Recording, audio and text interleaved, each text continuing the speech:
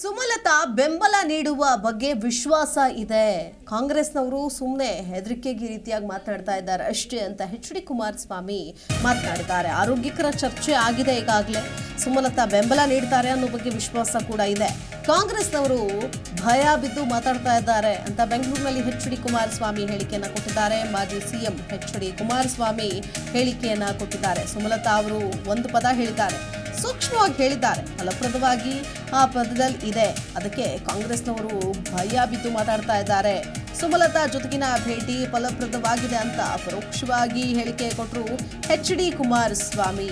ಯಾಕಂತಂದ್ರೆ ಅವರ ವಿಶ್ವಾಸ ಇದ್ದೇ ಇದೆ, ಅವರು ಬೆಂಬಲ ಕೊಟ್ಟೇ ಕೊಡ್ತಾರೆ ಅನ್ನುವಂತಹ ವಿಶ್ವಾಸ ಇದೆ ಅನ್ನುವಂತಹ ನಿಟ್ಟಿನಲ್ಲಿ ಹೇಳಿಕೆ ಕೊಟ್ಟಿದ್ದಾರೆ. ಇವತ್ತು ಮಾಜಿ ಮುಖ್ಯಮಂತ್ರಿ ಎಚ್.ಡಿ. ಕುಮಾರಸ್ವಾಮಿ ಎಲ್ಲ ಊಹಾಪೋಹಗಳಿಗೆ ತೆರೆ ಎಳೆಯುವಂತಹ ನಿಟ್ಟಿನಲ್ಲಿ ಪ್ರಯತ್ನ ಪಟ್ಟಿದ್ದಾರೆ. ಯಾಕಂತಂದ್ರೆ ಸುಮಲತಾ ಅಂಬರೀಶ್ ಅವ್ರಿಗೆ ಮನೆಗೆ ಹೋಗಿ ಈಗಾಗಲೇ ಅವ್ರನ್ನ ಭೇಟಿಯಾಗಿ ಮಾತುಕತೆ ಕೂಡ ನಡೆಸಿ ಬಂದಿದ್ದಾರೆ. ಸೊ ಏನಾಯಿತು ಅನ್ನುವಂತಹ ನಿಟ್ಟಿನಲ್ಲಿ ಸುಮಲತಾ ಅವರೇ ಮಾತನಾಡಬೇಕು ಅನ್ನೋದಿದೆ. ಆದರೆ ಸ್ವತಂತ್ರ ಅಭ್ಯರ್ಥಿಯಾಗಿ ಸ್ಪರ್ಧಿಸ್ತಾರಾ ಅಥವಾ ಏನು ಮಾಡ್ತಾರೆ ಅನ್ನುವಂತಹ ನಡೆ ನಿಗೂಢವಾಗಿದ್ರು. ಆದರೆ ಕುಮಾರಸ್ವಾಮಿ ಅವರು ಹೇಳ್ತಾ ಇದ್ದಾರೆ, ಸೊ ನಾನು ಈಗಾಗಲೇ ಭೇಟಿ ಮಾಡಿದ್ದೀನಿ, ಮಾತನಾಡಿದ್ದೀನಿ, ನನಗೆ ವಿಶ್ವಾಸ ಇದೆ. ಸೊ ಅವರ ಒಂದು ಬೆಂಬಲ ನಮಗೆ ಸಿಕ್ಕೇ ಸಿಗುತ್ತೆ ಅನ್ನುವಂತಹ ವಿಶ್ವಾಸ ಇದ್ದೇ ಇದೆ ಅಂತ ಹೇಳಿದ್ದಾರೆ ಎಚ್.ಡಿ. ಕುಮಾರಸ್ವಾಮಿ.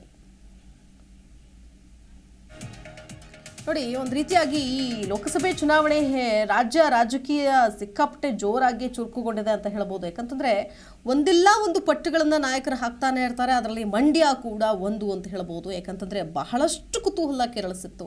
ಟಿಕೆಟ್ ಸಿಗುತ್ತಾ ಇಲ್ವಾ ಅನ್ನುವಂತಹ ವಿಷಯಕ್ಕೆ ಬಹಳ ಕುತೂಹಲ ಇತ್ತು. ಬಿಜೆಪಿಗೆ ಬಾಹ್ಯ ಬೆಂಬಲ ಕೊಟ್ಟಿದ್ರು ವಿಧಾನಸಭೆ ಚುನಾವಣೆ ಸಂದರ್ಭದಲ್ಲಿ ಸುಮಲತಾ ಅಂಬರೀಶ್.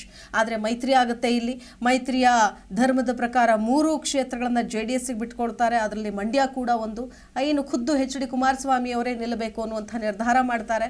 ಸುಮಲತಾ ಅಂಬರೀಶ್ ಅವರು ಮಾತ್ರ ರೆಬೆಲ್ ಆಗಿ ಇರ್ತಾರೆ. ಅಂದ್ರೆ ಬಹಳ ಟಿಕೆಟ್ ನಿರೀಕ್ಷೆಯಲ್ಲಿದ್ದಂಥವ್ರಿಗೆ ಅವರಿಗೆ ನಿರಾಸೆ ಆಗುತ್ತೆ ಅನ್ನೋ ಕಾರಣಕ್ಕೋಸ್ಕರ ಇನ್ನು ಎಲ್ಲರೂ ಕೂಡ ಮನವೊಲಿಸುವ ಪ್ರಯತ್ನ ಮಾಡ್ತಾ ಇದ್ದಾರೆ. BY ವಿಜೇಂದ್ರ ಕೂಡ ಹೋಗಿದ್ದಾರೆ, ಭೇಟಿ ಮಾಡಿದ್ದಾರೆ. ಇನ್ನು ಖುದ್ದು ಕುಮಾರಸ್ವಾಮಿ ಅವರು ಕೂಡ ಹೋಗಿ ಭೇಟಿ ಮಾಡಿದ್ದಾರೆ. ಆದರೆ ಅವರ ಮುಂದಿನ ನಡೆ ಏನು ಅನ್ನೋದು ಮಾತ್ರ ಇನ್ನೂವರೆಗೂ ಗೊತ್ತಿಲ್ಲ, ಘೋಷಣೆ ಮಾಡಿಲ್ಲ. ಆದರೆ ಕುಮಾರಸ್ವಾಮಿ ಅವರು ಹೇಳ್ತಾ ಇದ್ದಾರೆ, ನನಗೆ ವಿಶ್ವಾಸ ಇದೆ, ಅವರು ಬೆಂಬಲ ಕೊಡ್ತಾರೆ ಅಂತ ಹೇಳಿ ಅನ್ನುವಂಥ ನಿಟ್ಟಿನಲ್ಲಿ ಮಾತನಾಡಿದ್ದಾರೆ. ಕಾಂಗ್ರೆಸ್ನವರು ಊಹಾಪೋಹಗಳನ್ನ ಮಾಡ್ತಾ ಇದ್ದಾರೆ. ಸೊ ಅದು ಭಯ ಬಿದ್ದು ಆ ರೀತಿಯಾಗಿ ಮಾತನಾಡ್ತಾ ಇದ್ದಾರೆ ಅಷ್ಟೇ ಅಂತ ಹೇಳಿದ್ದಾರೆ ಕುಮಾರಸ್ವಾಮಿ. ಜಿ ಕನ್ನಡ ನ್ಯೂಸ್ ಈಗ ನಿಮ್ಮ ಮನೆಯಲ್ಲೇ ನೋಡಿ. ಎಲ್ಲ ಕೇಬಲ್ಗಳಲ್ಲಿ ಈಗ ಲಭ್ಯ. Sun Direct 292, Jio TV 1334, U Digital 162, City Cable 51, GTPL 17, Abhishek cables 821, rock line telecommunication 51, Shri Basaveshwara number 60, Vinayaka digital number 53, in digital number 896ರಲ್ಲಿ. ನಿಮ್ಮಿಸ್ತದ ಜಿ ಕನ್ನಡ ನ್ಯೂಸ್ ನೋಡಿ ಆನಂದಿಸಿ.